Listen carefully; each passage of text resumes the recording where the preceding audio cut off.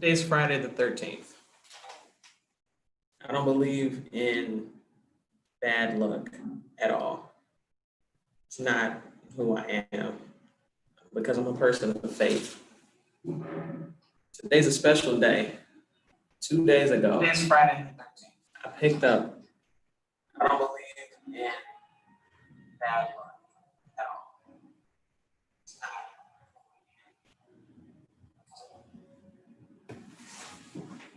So I picked up a copy, 100 copies of my book, my inaugural book, Break Up Without Smearing Your Makeup: How to Divorce and Deal with Baby Daddies Without Losing Your Dignity. So makeup is not about wearing makeup. I don't wear makeup. I wear like chapstick. So I don't wear makeup. So the thing is, your makeup is who you are, your identity, your character. And so you don't want to smear or lose your character just because all of a sudden you're no longer in a relationship. You're no longer with the person who may have contributed to who you thought you were. In my case, I've been divorced twice, and I talk about that in the book. I've had 2 daughters by 2 husbands, 2 divorces in 2 decades. I married my first husband in 2003. We divorced in 2009. My second husband and I met in 2011, got married in 2012, and divorced in 2020. We broke up in 2019. It was definitely a surprise that I became a single mom all over again. Not because we weren't having problems or hadn't been beefing, but I came home from a trip to California. I was gone for 6 days, and he had packed up his stuff and left. So that was surprising. There was no word about him leaving. He wasn't happy that I'd gone. It just was a lot. I'll tell you what, the feeling that I had when he left wasn't of sadness. It was relief. It was relief because things have been terrible between the two of us for a long time. I don't know if they were ever actually good, which is the crazy part. I don't know if they were actually good ever.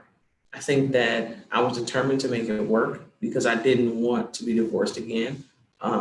My oldest daughter looked at him as her dad, and this was obviously, my second daughter, this was her dad.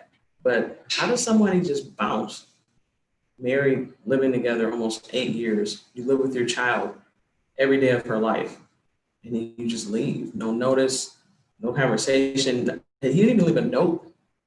But I'll tell you what, when I got home, I pulled up in the Uber, and it had snowed here the day before in Detroit. And it was probably 8 or 9 inches of snow. He hadn't shoveled the walkway, the driveway, hadn't cleaned off the porch, my car was buried. And it's like, this happened yesterday. You couldn't even do it today? No, because he didn't care, because he knew he was leaving. So I go in the house, I see all this stuff is gone. I call him, he doesn't pick up, of course. And I leave him a voicemail, and I said, you know what? I see your stuff is gone, but you did leave some things behind. And it's whatever.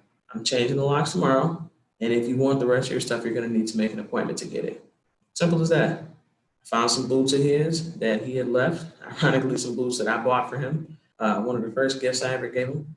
And threw them jokers on and went outside and shoveled the snow and cleaned off my car and drove to the gas station to get salt. And I called my boss and I said, hey, I know I'm supposed to come back to work tomorrow, but so-and-so moved out and I got some business I need to take care of.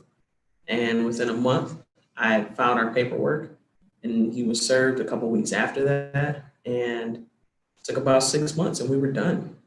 And that happened July 7th of this year of 2020. And man, it's been a ride.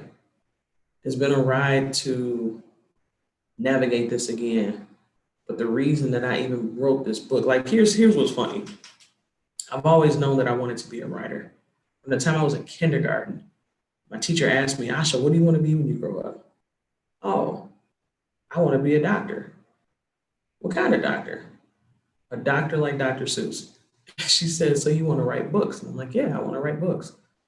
I'll be 40 on November 16th, which is today's Friday, that's Monday.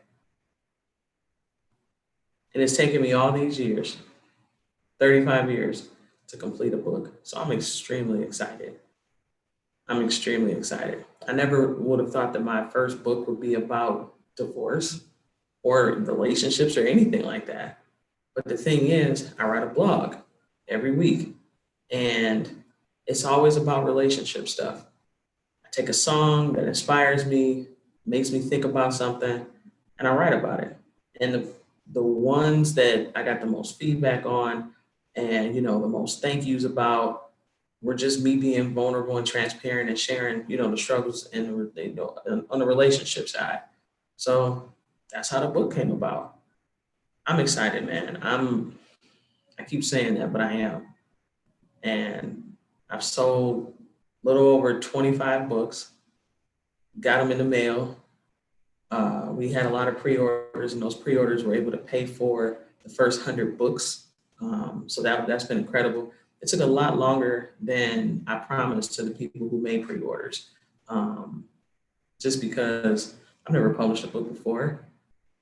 Design for the covers and photos and ISBNs and a couple of shady printers later, the book is here.